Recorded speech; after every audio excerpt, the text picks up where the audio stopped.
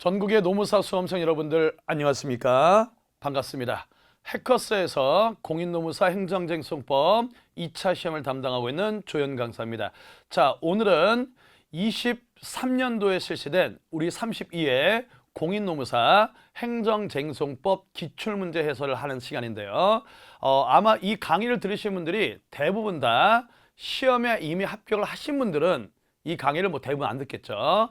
대부분의 수험생분들이 23년도 시험에서 낙방을 하셨거나 또는 새롭게 24년 시험을 준비하시는 분들이 대부분 이 강의를 들을 거라고 생각해요. 그래서 이번 강좌를 통해서 단순하게 23년도 공인노무사 2차 행정쟁송법 기출문제를 해설하는 것에 그치는 것이 아니라 여러분들이 올해 시험 문제를 보면서 내년도 24년도 행정쟁송법 시험을 어떻게 대비해야 되는지, 어떻게 공부해야 되는지 이 부분에 조금 더 포커스를 두고 제가 23년도 노무사 행정쟁송법 기출문제를 해드리도록 하겠습니다. 자, 여러분들 무엇보다 중요한 건 우리가 공부를 왜 하는 겁니까? 남들보다 더 좋은 답안지를 쓰기 위해서입니다. 그러면 그냥 무턱대고 올해 문제가 뭐가 나왔다. 그리고 논점이 뭐고 답안지를 어떻게 쓴다. 이렇게 접근하는 것보다는 이 강좌를 통해서 여러분들이 과연 좋은 답안지란 행정쟁송법의 경우에는 어떤 답안을 구성하는 것이냐, 그리고 어떻게 공부를 해야 되는 것이냐, 여기에 방점을 두시면서 이 강의를 들어주실 것을 부탁드리도록 하겠습니다. 그러면 그런 관점에서 본격적으로 행정쟁송법 우리 노무사 시험 23년도 기출문제를 해설하기 전에 두 가지만 간단하게 정리하도록 할게요. 먼저 1번. 우리 노무사 행정쟁송법의 최근 출제 트렌드입니다. 그거는 한마디로 말하면 세 가지로 요약 정리가 됩니다. 먼저 1번. 이제 최근에 한 2, 3년 전부터 우리 시험 문제가 약술, 논술 문제를 이제 아예 출제를 안 하고 있죠. 100% 사례 문제로 출제가 되고 있습니다. 그러니까 무엇보다 사례 문제를 풀어낼 수 있는 능력을 기르면서 공부하는 게 중요하겠고요.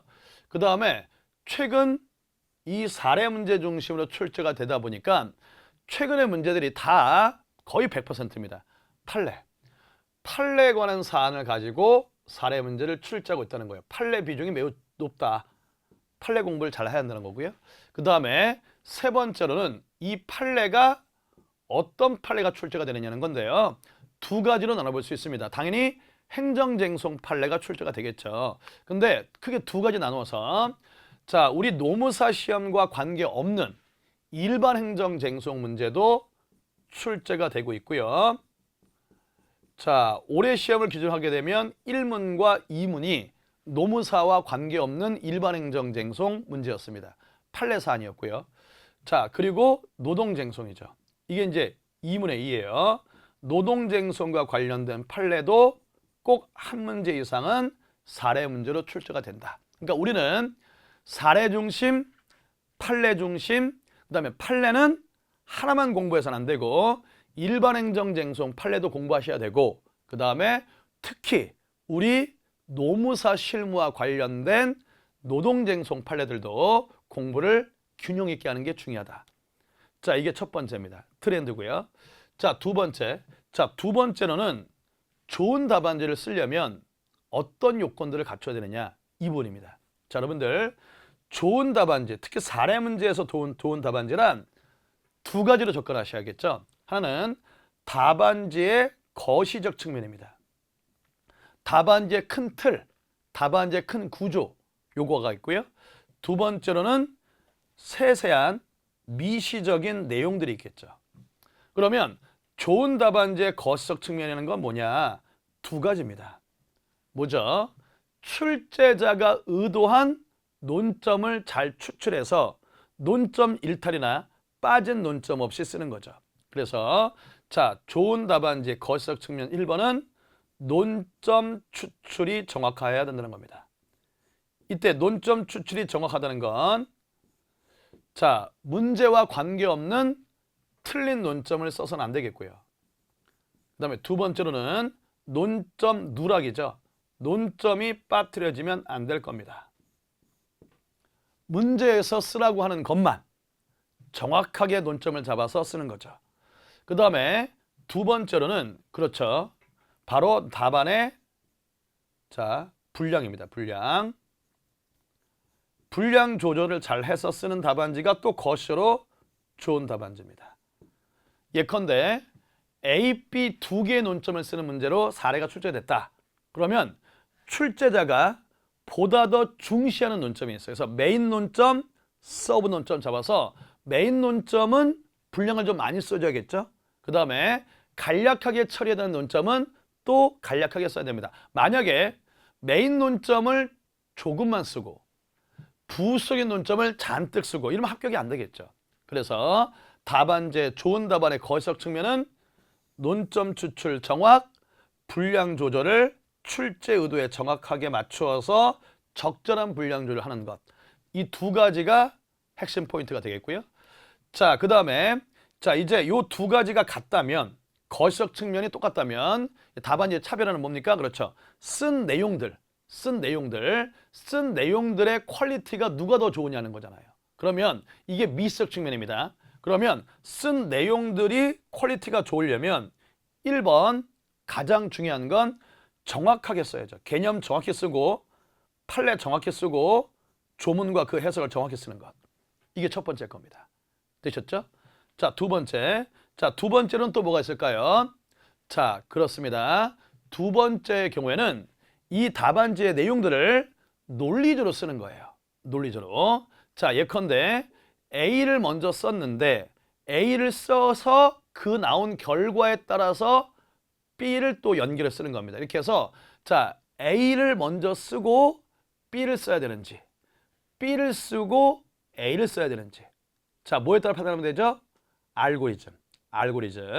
그래서 종속 변수가 뭐고 그 다음에 종속 변수가 아닌 본체의 쟁점이 뭐고 이거 잘 맞춰 써야 됩니다. 논리로 쓰는 거죠. 두 번째로는 논리적으로 구성된 답안이 좋은 답안지겠죠. 됐어요. 그 다음에 마지막으로는 그렇죠. 우리는 사례 문제니까 사례가 뭐예요? 논점을 잡고 그 논점에 대한 올바른 결론을 내려야 됩니다. 그래서 답안지에 쓴 개념, 조문, 판례, 이론 이런 걸 정확히 쓴 다음에 그 정확한 이론에 기반해서 이 사례는 어떤 결론에 이르게 된다. 그래서 사례 문제에 대한 결론의 정확성을 가져가는 것. 결론을 적확하게 쓰는 것. 요 세 가지가 미적 측면에서 좋은 답안지가 될 것입니다. 이해되셨나요? 그러면 이 두 가지가 좋은 답안지의 핵심 요소다라는 것을 명심하시면서 이제 본격적으로 23년도에 출제된 우리 행정쟁송법 기출문제 해설을 진행하도록 하겠습니다. 그러면 먼저 1문부터 가도록 할게요. 50점짜리 1번 문제. 여러분들 이 1번 문제 논란이 많았죠. 일단은요. 제가 누누이 강조했습니다만 22년도부터 행정기본법이 제정되면서 행정기본법이 시행되고 있습니다. 2년 됐죠. 근데 행정기본법은 정말 중요한 법이에요.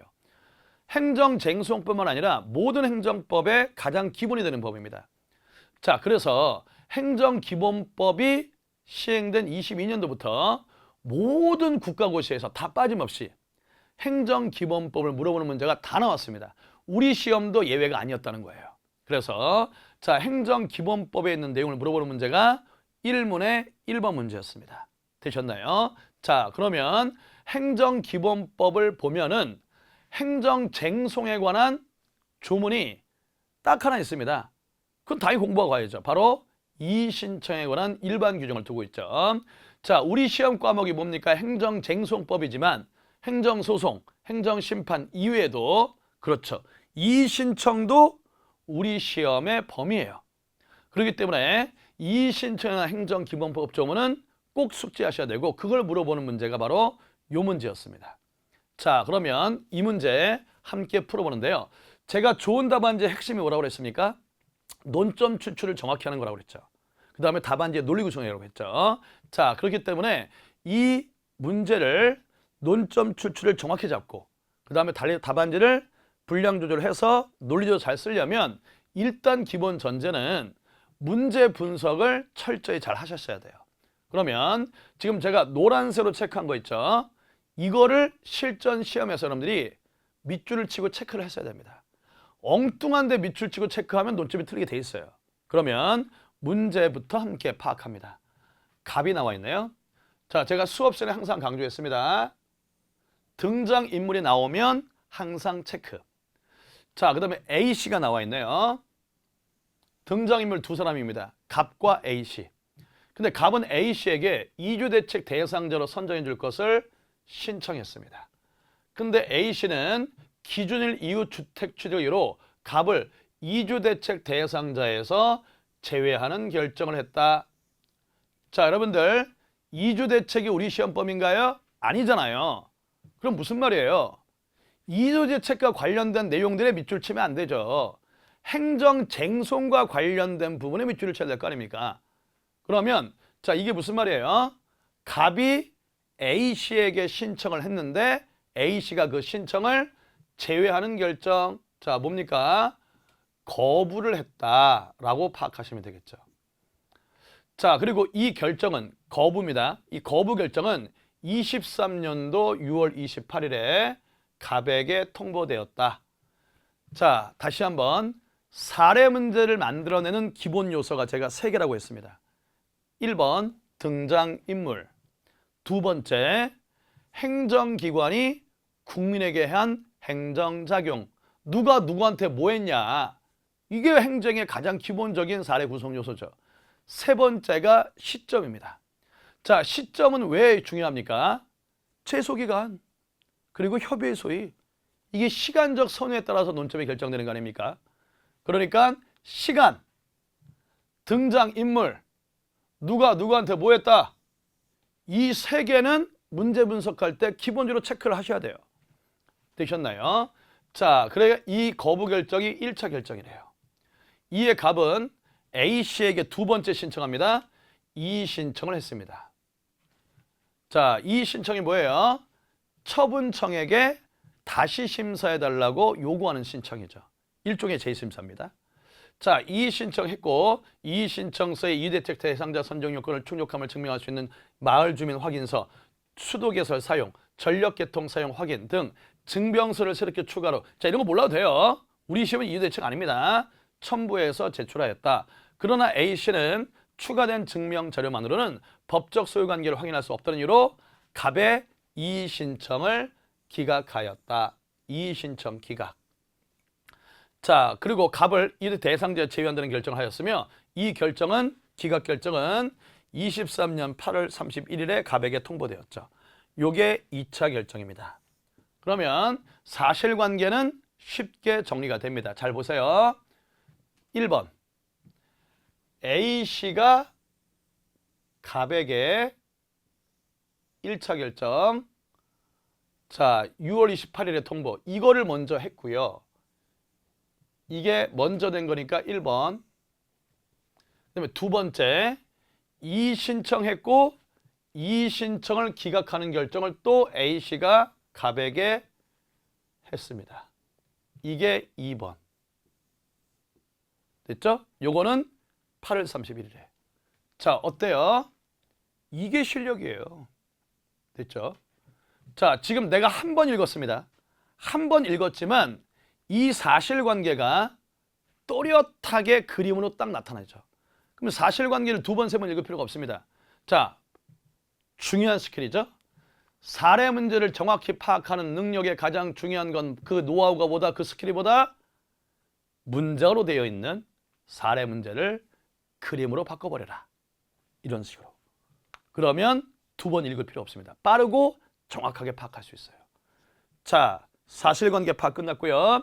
1번 문제 갑니다. 갑이 자신을 이주 대상자에서 제외한 A씨의 결정에 대해서 취소 소송으로 다투려는 경우 소의 대상, 제소기간의 기산점에 대해서 설명하시오.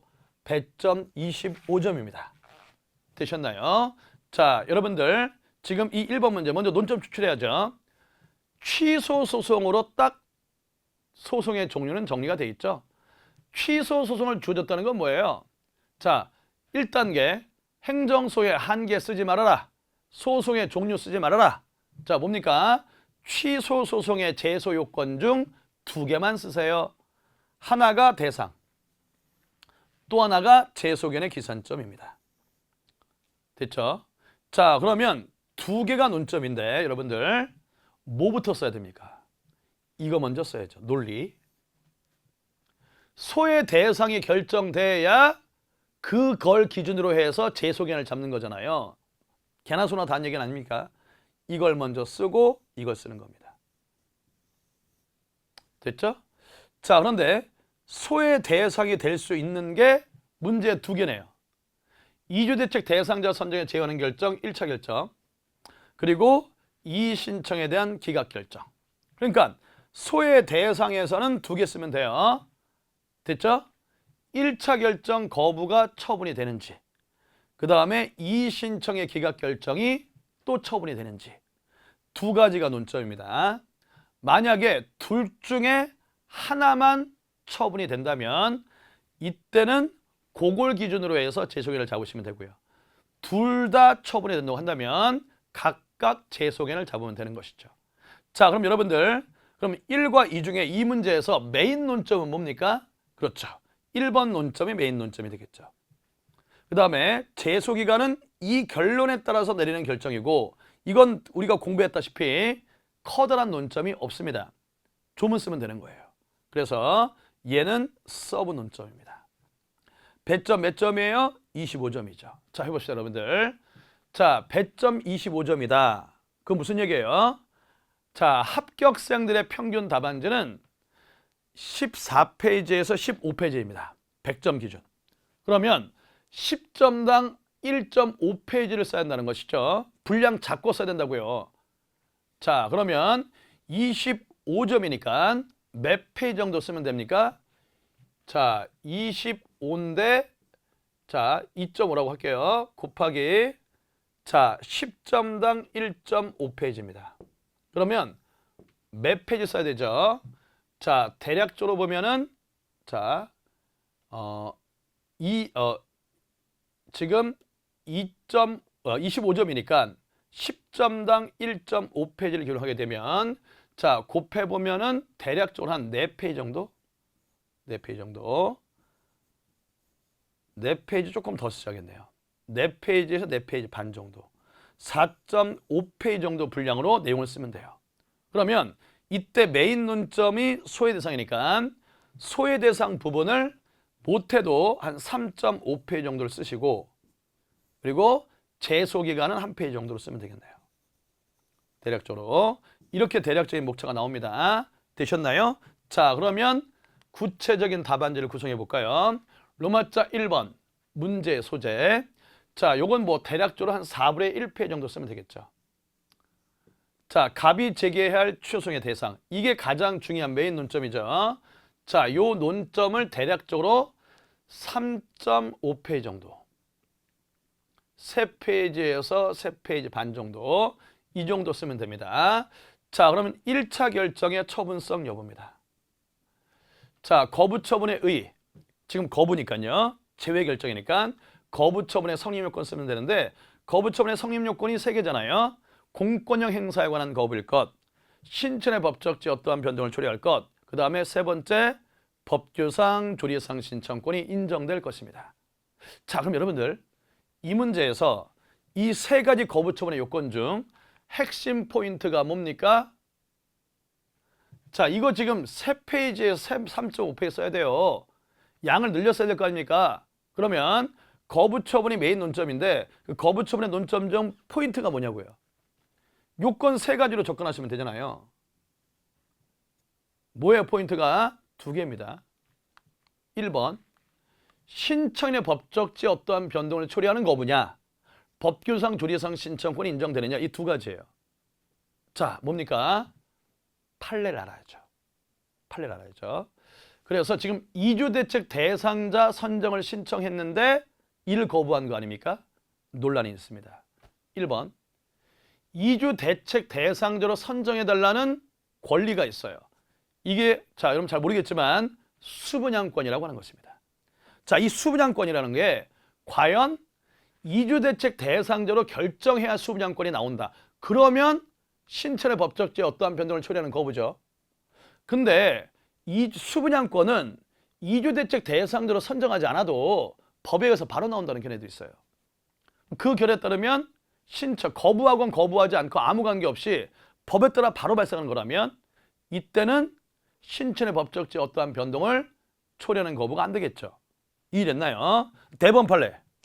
수분양권은 이주대책 대상자의 선정 결정이 있어야 발생한다. 그리고 판례를 쓰시고 신천의 법적지에 어떠한 변동 된다. 두 번째, 법규상 조리상 신청권입니다. 자, 그런데 법규상 조리상 신청권은 뭐다? 그렇죠. 실체적 공권이 아닙니다. 이거는 응답 신청권, 응답받을 권리예요.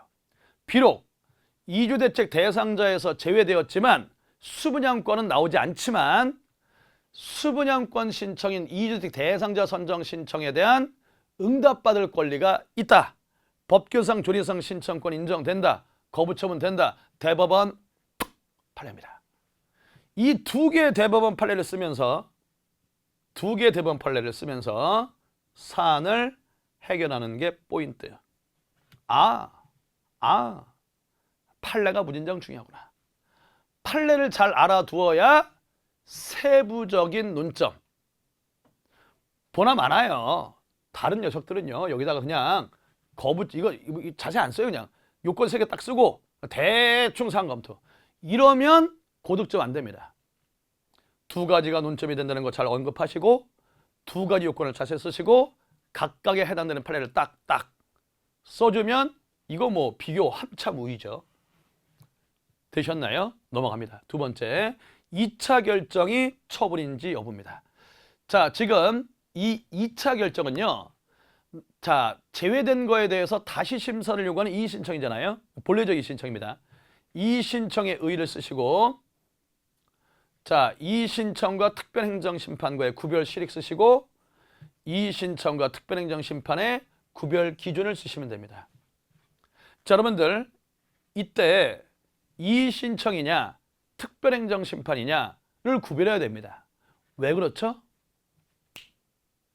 조문이 달라져요. 만약 이게 특별행정심판이라고 한다면 이때는 자, 뭐가 적용됩니까? 재결이라는 거죠. 그 기각한 게. 그 재결에 관한 행정심판이 가능하냐의 문제로 바뀝니다. 그렇게 되면 어떻게 돼요? 재결 자체 고의한 위법이 있는 경우에만 대상이 되는 거죠. 근데 이 신청에 해당된다면 이거는 뭐가 된다?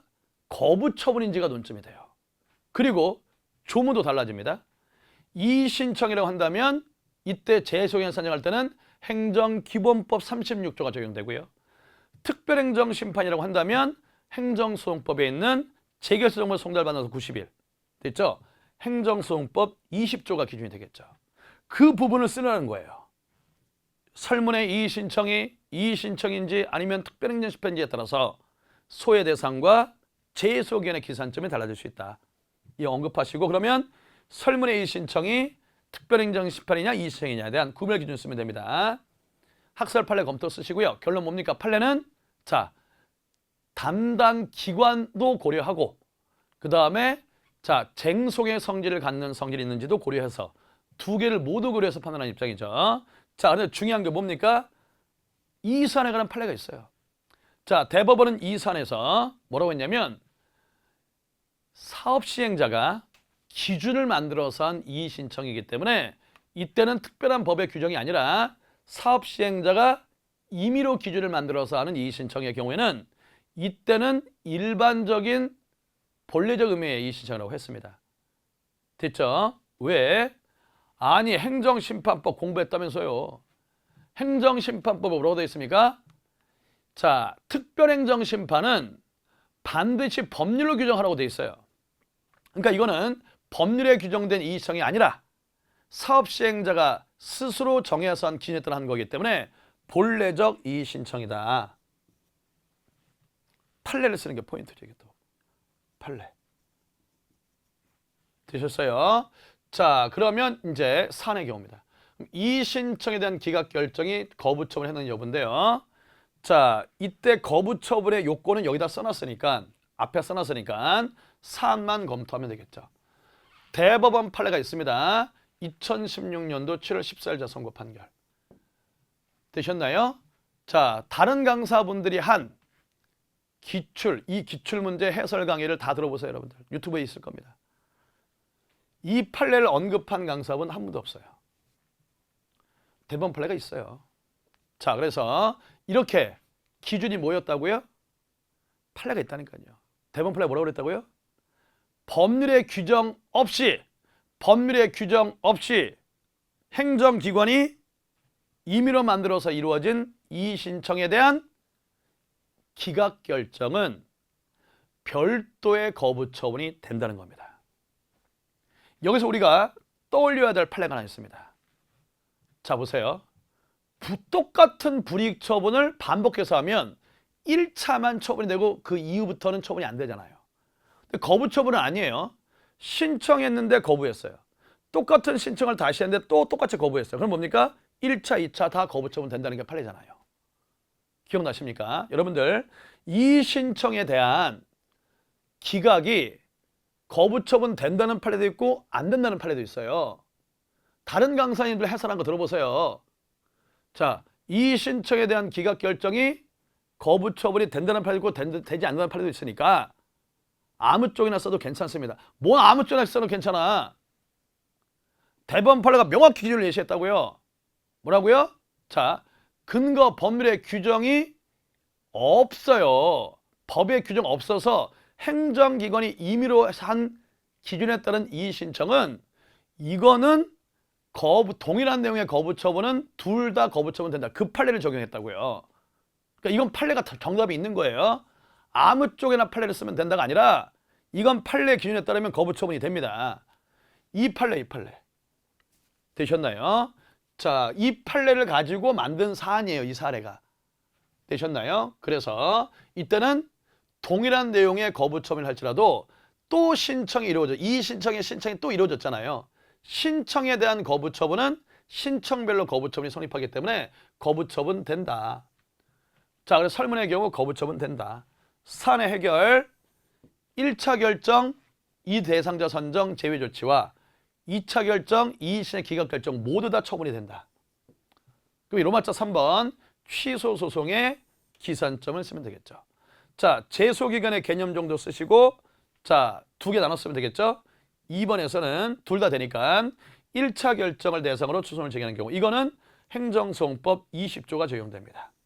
그래서 앞서 봤던 요 날이죠. 6월 28일에 통보됐으니까 이 날이 안 날이죠. 이 날로부터 90일이다. 이때 행정소송법 20조 쓰면 되겠고요. 2차 결정을 대상으로 추송을 제기하는 경우 이거는 행정기본법 36조 4항에 아예 법률의 규정을 해놨죠. 자, 이 신청의 기각 결정을 받은 후 행정심판, 행정소송을 다시 제기할 수 있는데 그 경우에 대한 제소기간 또는 행정심판의 청구기간은 이 신청의 결과를 통지받은 날로부터 90일이다. 이렇게 돼 있죠. 그 법조문 그냥 적용하시면 돼요. 그러면 2차 이의신청의 기각 결정을 다투는 추송의 경우에는 8월 30일로부터 90일이 되겠네요. 그래서 결론 둘 다 대상이 되고 그 다음에 1차 결정을 다툴 때는 앞선 이 날짜 6월 18일 그 다음에 2차 결정을 다투는 경우에는 8월 31일 기산점입니다. 너무 쉬워요. 엄청 쉬운 문제죠. 근데 이 쉬운 문제를 논점 이탈하고 판례 제대로 안 쓰고 이랬으니 좋은 점수를 받겠습니까, 여러분들? 자, 그다음에 이제 분량 조절을 해보면 요게 이제 간단한 논점이죠. 요거는 여기 4분의 1페이지를 썼으니까 여기서는 뭐 대략적으로 많으면 한 페이지, 적으면 4분의 3페이지 요 정도로 써주시면 됩니다. 되셨나요? 자, 이렇게 해서 1번 문제 정리 끝났습니다. 자, 그럼 이제 1문의 2문으로 갑니다. 자, 앞에 있는 문제는 똑같고요. 자, 2번 문제 갈게요. 1차 결정. 자, 1차 결정은 거부 처분이지요. 에 대해서 자, 무슨 소송 제기했어요? 이게 문제 특징이네요. 취소송이 아니라 무효확인 소송 제기했습니다. 자, 거부 처분에 관한 무효확인 소송. 그다음 뭐예요? 인용하는 법원의 판결이 확정되었다. 뭐 게임 끝났죠. 무효 확인 판결이 확정되었다. 자, 법원의 판결이 확정됐다. 그럼 시험 문제 뭡니까? 판결의 효력을 물어보겠다는 거예요. 그러면 판결의 효력에는 기속력, 기판력, 뭐 제3자요 등등이 있습니다. 자, 근데 여기서 A씨는 갑을 이주대책 대상자로 선정해야 되는지 여부. 자, 뭐예요? 판결 확정됐다. 판결의 효력 문제. 등장인물 보라고 했잖아요. A씨 행정주체적 지자체, 행정기관에 관한 겁니다. 그러면 판결 확정됐고 인용 판결 확정됐고 행정청 기준 문제. 보나마나 기속력이죠. 뭐. 기속력에 의해서 이주대책 대상자로 선정해야 되느냐. 기속력이 논점이고요. 그 다음에 A씨가 아무런 조치를 취하지 않았어요. 행정소송법상 강제수단을 쓰라고 했습니다.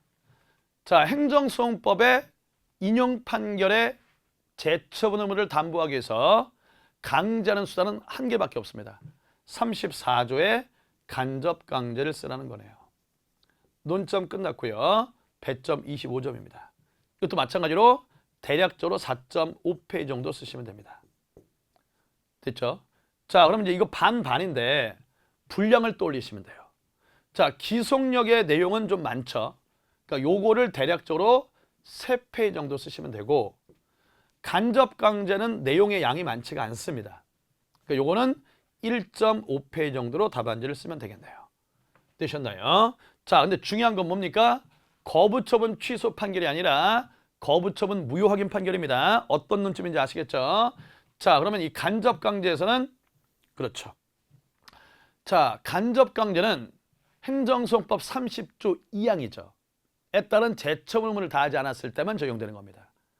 근데 30조 2항의 재처분 의무는 거부처분 취소 판결에만 적용되고 거부처분을 할지라도 무효 확인 판결의 경우에는 적용되지 않잖아요. 그게 논점이에요. 무효 확인 판결의 경우에도 30조 2항의 재처분 의무는 인정되지만 죄송합니다. 30조 2항의 재처분 의무는 인정되지만 간접강제에 관한 규정이 적용되지 않죠. 요거. 그래서 자, 거부처분 무효 확인 판결은 기속력은 나와요. 법의 규정이 있죠. 30조 2항의 재처분 의무는 인정됩니다. 왜? 30조를 무효 확인 소송에서 준용하고 있으니까요.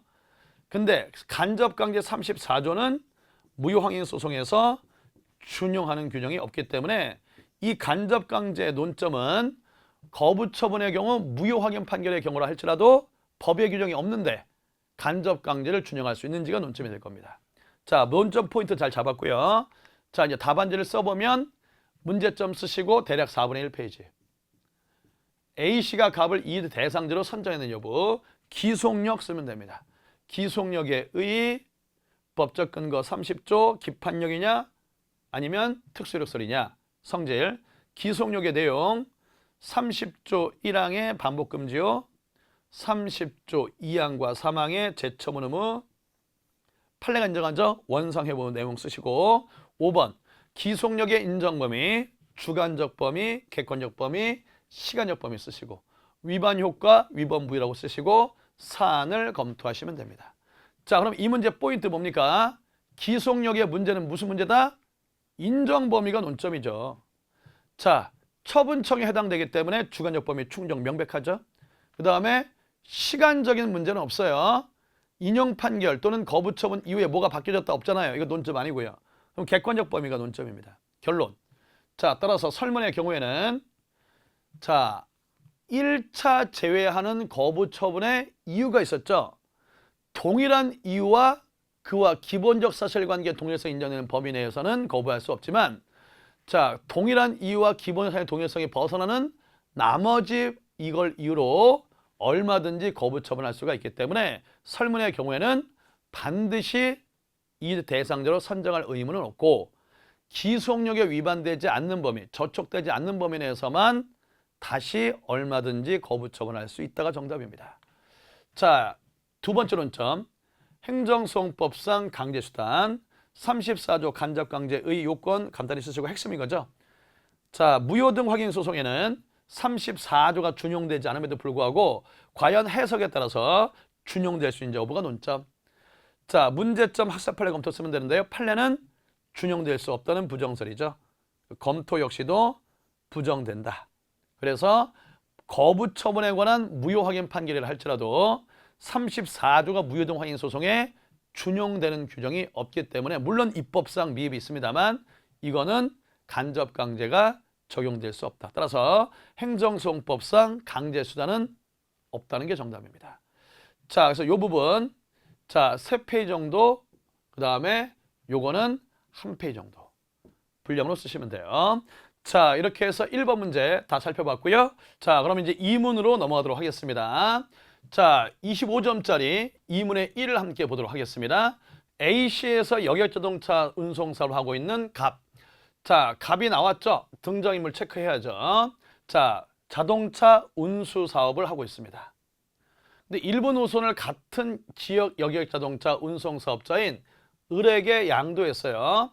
그러니까 갑이 양도인이고 을이 양수인 이렇게 양도가 된 거죠. 자, A시의 시장 X입니다. X가 시장이에요. 체크해야겠죠? 위 양도 양수에 관한 인가를 하였습니다. 이 노선에는 갑 이외에도 여객자동차 운송사업자 병이 병이 나와 있네요. 이미 일부 중복된 구간을 운영하고 있으며 위 인가 처분으로 인해 해당 구간의 사업자는 갑, 을, 병으로 증가한다. 자, 그러면 이거 정리해 볼게요. 지금 갑의 운송사업 보이나요? 일부. 자, 그래서 같은 노선에 대한 지금 경쟁업자가 갑, 을, 병인데요. 자, 갑과 병이죠. 이 두 사람은 기존부터 영업하고 있던 기존업자입니다. 그 다음에 양수인 을이죠. 양수인 을이 인가를 받아서 여기 새롭게 진입한 자죠. 그래서 을은 신규업자입니다. 감 오시죠? 자, 위 인가 처분으로 해당 구간의 사업자는 이렇게 3명으로 증가했는데 이에 병은 기존의 경쟁 사업자 외에 을이 동일한 운행 경로를 포함한 운행 계통을 가지게 되어 그 중복 운행 구간에 연고 있는 사업자의 수가 증가하고 그 결과 향후 운행 횟수 증액, 운행 계통, 신설 및 변경에 있어서 자, 이걸 봤어야죠. 장래의 기대 이익이 줄어들 것을 우려하고 있다. 누가요? 기존 업자인 병이.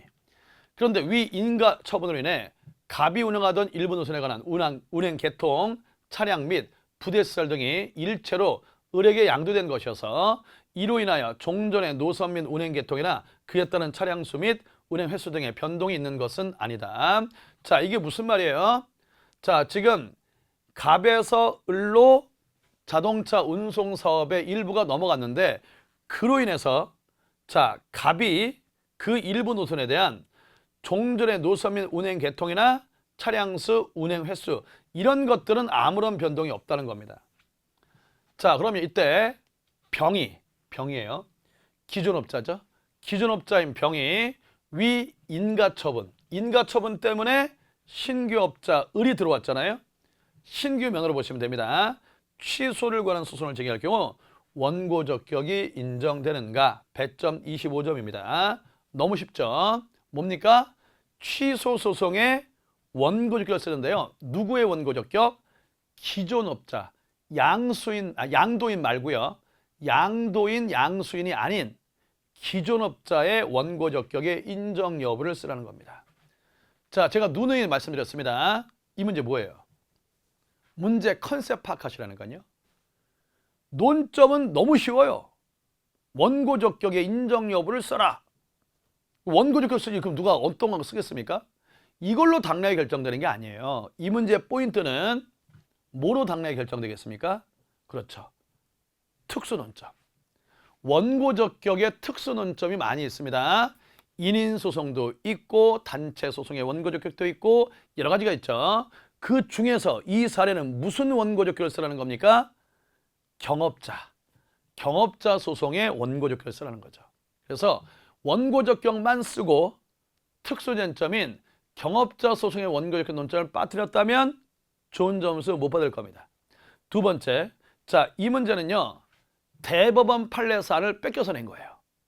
여기에 해당되는 딱 맞는 대법원 판례가 있습니다. 그 판례를 또 쓰는 게 포인트입니다. 판례가 중요하다는 거죠. 자, 그래서 이 답안지로 좋은 답안지와 그렇지 않은 답안지의 퀄리티는 두 가지로 결정되는 거예요.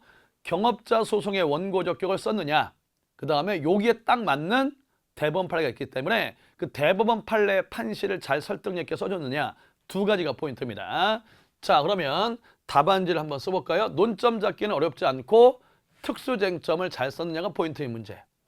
문제점 쓰시고요. 추성의 원고 적격에 관한 일반적 논의 쓰면 되겠죠? 원고 적격의 의, 법적 근거, 취소소송이니까 행정소송법 12조, 인정 취지 남소의 방지, 법률상 이익이 원고 적격 인정 범위죠. 학설, 판례, 검토 쓰면 됩니다. 학설은 권법 보정 뭐 다 아시겠고요. 판례 쓰고 검토 쓰고. 자, 두 번째 개념인 법률상 보호되는 이익구제설 입장이 타당하다. 자, 쓰시고 이제 핵심은 경업자 소송의 원고 적격입니다. 경업자 소송의 의.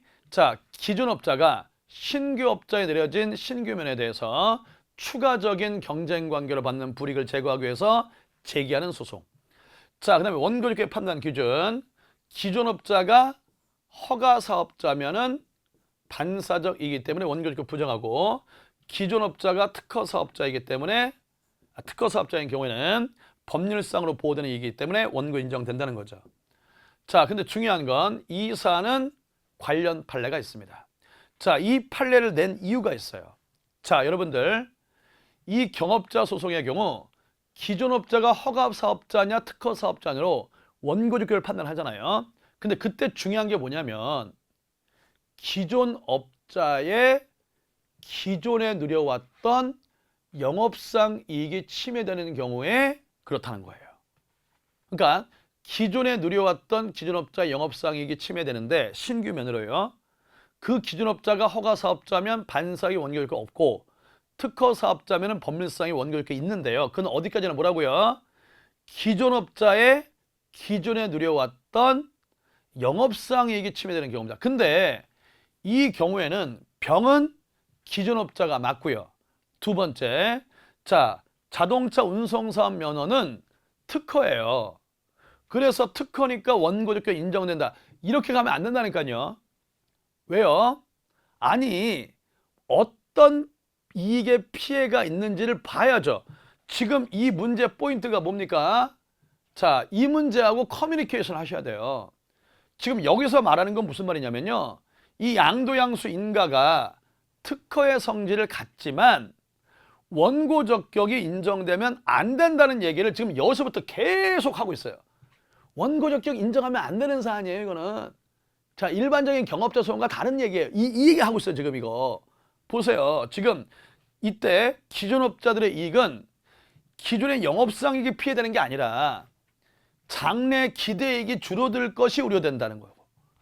그 다음 두 번째, 여기도 나와 있죠. 자, 이 인가로 인해서 기존업자들에게 자, 기존의 영업상 이익과 관련된 노선의 운행 개통, 차량수 운행해서 이런 건 변동이 없대요. 그럼 이게 다 무슨 얘기입니까? 이건 알잖아요. 판례가 뭐라고 합니까? 법률상 이익이 인정되기 위해서는 근거 법률 또는 일련의 단계 근거에서 본격되는 자, 개별, 직접, 구체적이게 해야 된다. 근데 이 경우에는 장래에 대한 기대이익이에요. 직접적, 구체적이라고 보기 어렵죠? 사실적, 간접적 이해관계에 가깝습니다. 이 얘기도 마찬가지예요. 그러니까 이게 문해력이에요. 아니, 글씨를 읽을 수 있으면 뭐합니까? 출제자가 지금 여러분들한테 원고 적격 인정하지 말아라고 지금 몇 번을 얘기하고 있는데 그걸 못 알아들어요. 그냥 뭡니까? 이거 자동차 운송사의 특허 원고 인정 이렇게 푼다니까. 문해력. 출제자가 지금 여러분들한테 뭐라고 말을 하는지를 들으라고요. 바보같이 좀 문제 풀지 말고. 그래서 요거 이 대법원 판례도 마찬가지입니다. 이거는 기존업자의 기존의 영업상을 피하는 경우, 피해를 입히는 경우가 아니라 단순한 사실, 간접적, 경제적 이해관계에 불과한 이익을 침해하는 경우이기 때문에 이런 경우에는 특허 사업자라 할지라도 원고 적격 부정된다. 이 결론 맞추셔야 돼요. 관련 판례도 있고요. 그 원고 적격 부정하는 방향으로 결론 내리셔야 됩니다. 이해되셨나요? 자, 다시 한번 이 문제 아니 원고 적격 논점을 놓친 사람들이 몇이나 되겠어요? 5지. 뭐로 합격이 되는지를 잘 보시라고요. 이거 쓰고 근데 이 판례 사안의 특징을 잘 잡아서 이 관련 판례 쓰고 원고 적격 부정으로 결론 내리셔야 돼요. 문해력. 자, 2문의 2로 넘어갑니다. 자, 이 문제 역시도 대법원 판례 사안을 가지고 만든 건데요. 설마 이 판례를 모르고 시험장에 들어가신 분들은 없을 거라고 봐요. 자, 노동쟁송에 관한 판례 문제가 25점으로 나왔죠. 두 번째, 이 판례는요. 너무너무 중요한 판례입니다. 만약에 이걸 노무사 행정쟁송법에서 이 판례를 강의 안 했다면 이거 말이 안 되는 거예요. 너무너무 중요한 판례. 자, 다시 한번 최근 우리 시험 문제 출제 트렌드는 노동쟁송에 관한 판례 문제가 꼭 나온다. 한 문제는. 그게 이 문제입니다. 자, 그러면 이거 뭐 너무 유명한 판례니까 사실관계 다 아실 거예요. 그거 그대로 만든 판례입니다. 자, 가면 갑이 나와 있죠. 자기 소유 토지의 전원주택을 신축하고자 건축업자 을은 업주입니다. 전원주택 신축공사에 관한 도급계약을 체결했고 을은 근로복지공단에 고용보험, 산재보험 관계 성립신고서를 하면서 자, 지금 얘가 사업자니까 당연히 공단에게 보험관계 성립신고서를 의뢰하겠죠. 근데 그 신고서에 위 신축공사 사업장의 사업주를 갑으로 기재해서 제출했습니다. 왜 그런 거예요? 자기가 업주여서 자기 명의로 하는 게 맞는데 그러면 을에게 산재보험료, 고용보험료 떨어질 거 아닙니까? 그걸 면탈하기 위해서 허위로 갑을 사업주체로 해서 제출했어요. 자, 갑은 위 사업장에 관한 고용보험료와 산재보험료 중 일부만 납부하고 자, 국민건강보험공단은 갑에게 체납된 고용보험료 및 산재보험료를 납부할 것을 독촉하였다. 자, 그거 무슨 말이에요? 갑이 업주로 돼 있으니까 갑에게 산재보험료, 고용보험료 부가처분 때렸는데 갑은 나는 업주가 아닌데 하면서 일부 내고 일부 안 냈습니다. 그래서 국민건강보험공단이 독촉 처분을 했다는 거죠. 관련 법령상 보험료의 신고 또는 납부 등 산재보험 및 고용보험에 관한 사업의 주요 업무는 자, 고용노동부 장관의 원래 권한인데 이 권한이 근로복지공단으로 위탁돼서 수행하고 있고요. 다만 뭐만 보험료 체납 관리 등 징수 업무만. 그러니까 보험료가 체납됐을 때 그 징수 업무만 요것만이에요. 요것만 국민건강보험공단에 위탁받아 수행하고 있다. 자, 그럼 무슨 말입니까? 고용노동부 장관의 산재보험료, 고용보험료에 관한 일반적인 업무는 근로복지공단에게 위탁돼 있고 딱 하나만 뭐만? 보험료의 체납관리 등의 징수 업무만 국민건강보험공단에게 위탁돼 있다는 얘기예요. 그러면 자, 요 보험료의 체납관리 징수 업무 요 사안은 이제 독촉이죠. 독촉. 됐죠? 징수에 관한 것이 독촉이니까. 요거에 관한 소송은 국민건강보험공단입니다. 피고가요. 근데 이것 뺀 나머지에 관한 법률 관계를 다투는 소송은 근로복지공단이라는 얘기예요. 판례 다 알고 있으시잖아요. 자, 그 다음에 갑은 건축주가 직접 공사하지 않고 공사 전부를 수급인에게 도급해 준 경우에는 근로자를 사용하여 공사를 수행하는 수급인에게 원칙적으로 그 공사에 관한 사업주로서의 고용보험 및 산재보험료에 가입자가 되어 고용보험료 및 산재보험료를 납부할 의무를 부담하는 것을 알게 되었다. 자, 이에 갑은 그러니까 뭐야? 업주가 잘못 신고됐다는 걸 알게 됐다는 얘기예요. 그래서 갑은 국민건강보험공단이 납부를 독촉하는 보험료 채무에 대해 그 보험료 채무의 존재가 없다. 부존재 확인을 구하는 소송. 이것과 이미 근로복지공단에 납부한 보험료에 대해서 부당이득으로 반환을 구하는 소송. 부당이득 반환 청구소송이 되겠죠. 자, 이 두 개를 제거하자 한다. 갑은 누구를 상대로 이게 1번 피고죠. 어떤 유형의 소송을 제기해야 되느냐? 소송의 유형 2번입니다. 배점 25점이에요. 자, 게임 끝났죠? 자, 지금 이 문제는 소송을 두 개로 쪼개놨죠? 자, 보험료 채무에 대한 부존재 확인 소송 하나. 그 다음에 내가 납부한 보험료의 부당이득 반환 청구를 권한 소송 두 번째.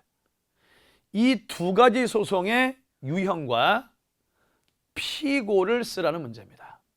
근데 여러분들, 자, 피고는 어떻게 결정됩니까? 소송의 종류에 따라 결정되죠. 항고소송이면은 처분 등을 행한 행정청, 행정소송법 13조. 그 다음에 당사소송의 경우는 국가, 공공단체, 그 밖에 권리주체죠. 그래서 소송의 유형에 따라서 피고가 달라지니까 당연히 논리적으로 두 개의 소송 각각 어떤 식으로 써야 돼요? 1번 소송의 유형을 먼저 쓰고 이게 결정돼야 피고가 결정됩니다. 2번 피고 써야죠. 되셨나요? 자, 여러분들 눈 씻고 찾아봐도 지금 뭘 쓰라는 겁니까? 소송의 유형과 피고를 쓰라고 그랬어요. 관련 청구의 병합을 쓰라는 말은 관련 청구의 병합, 병자도 안 나와요. 요거만 쓰면 돼. 왜 자꾸 엉뚱한 걸 쓰려고 합니까?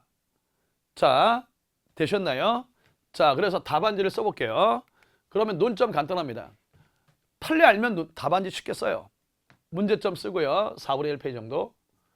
그 다음에 첫 번째, 보험료 채무 부존재 확인 소송의 유형과 피고. 첫 번째. 두 번째, 어디 갔냐? 여기 있죠. 납부한 보험료에 관한 부대반환 청구 소송의 유형과 피고. 그러니까 두 개 나눠 쓰면 되는 거죠. 되셨나요? 자, 그럼 2번을 먼저 써볼까요? 보험료 부존재, 보험료 채무 부존재 확인 소송입니다. 먼저 소송의 유형을 써야겠죠. 자, 여러분들 이게 바로 알고리즘이에요. 이게 알고리즘.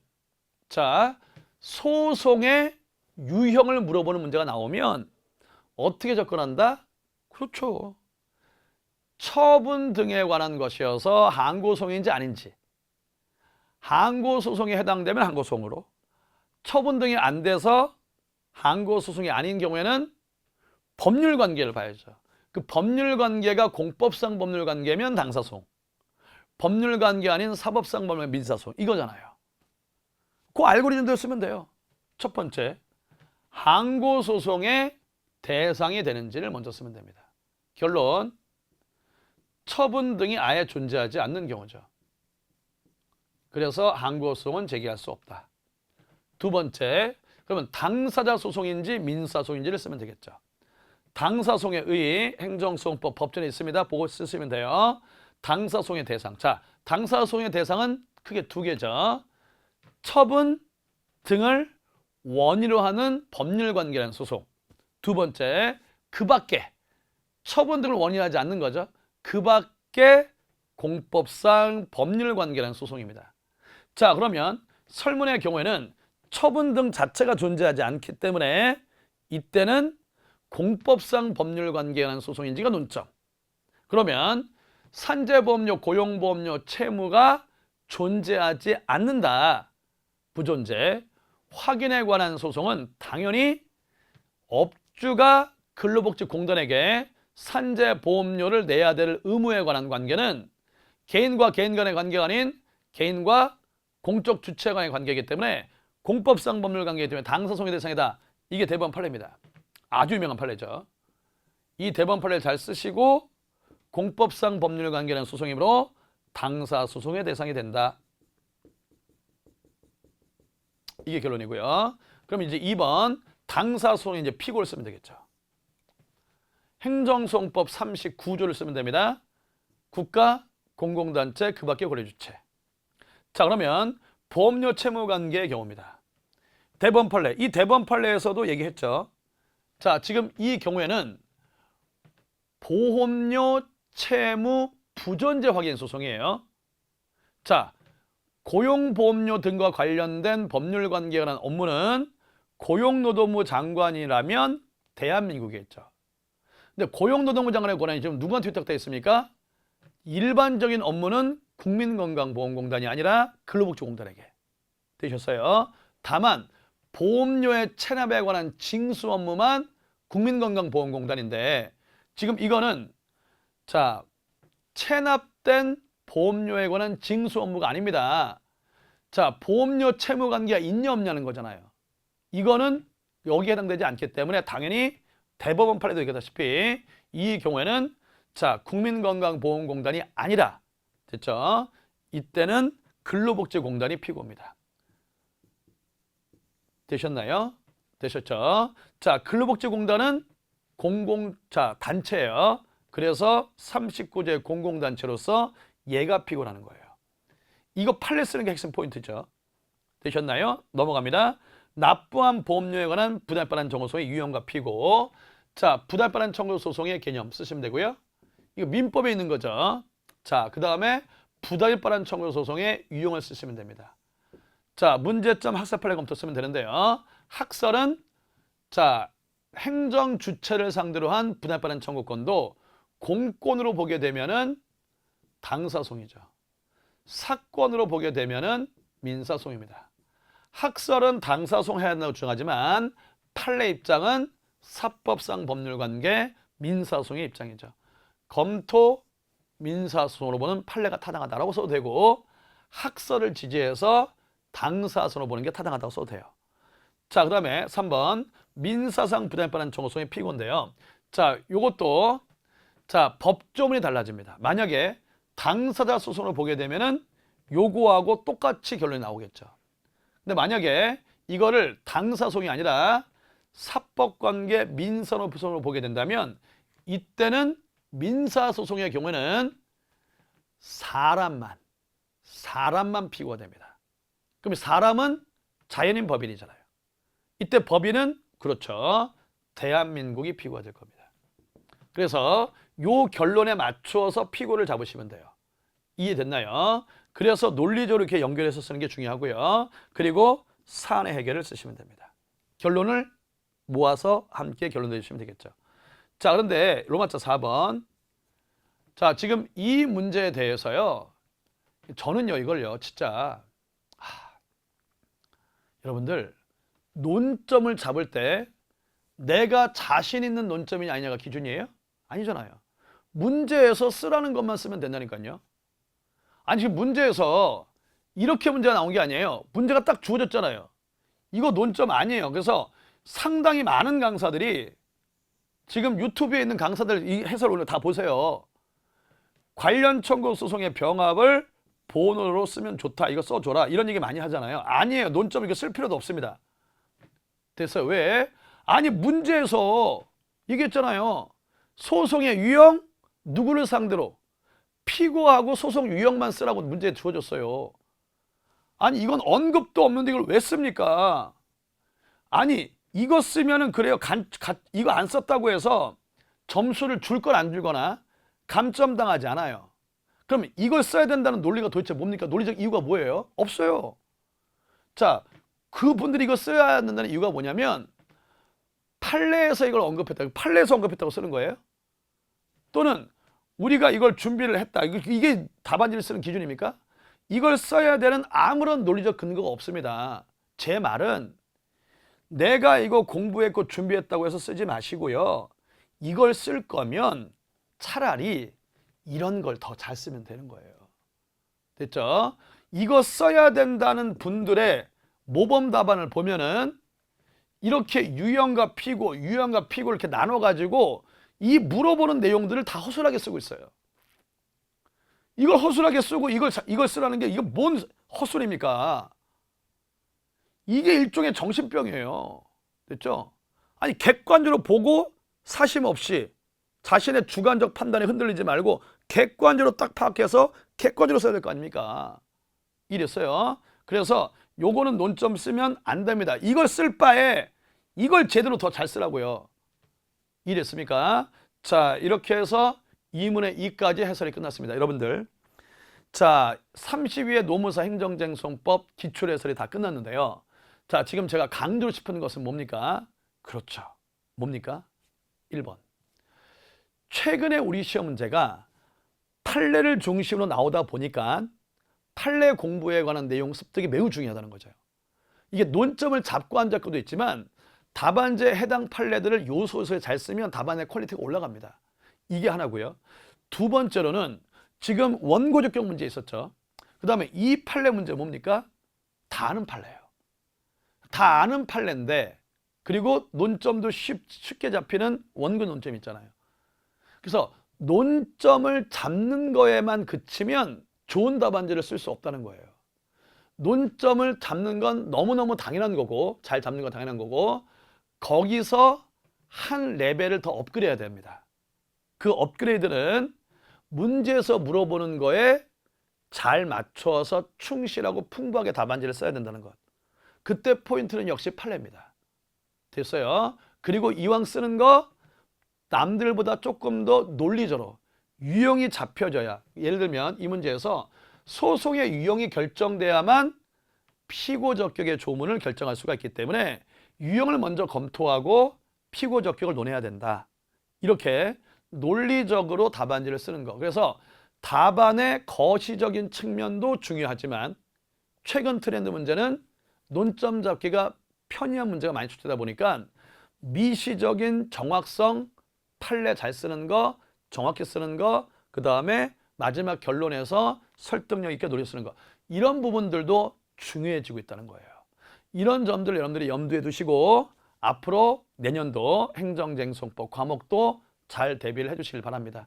여러분들한테 조금이라도 도움이 될 만한 강의였으면 합니다. 고생하셨고요. 나중에 기회 되면 꼭 강의실에서 뵙는 날이 있길 바랍니다. 여러분들 감사합니다.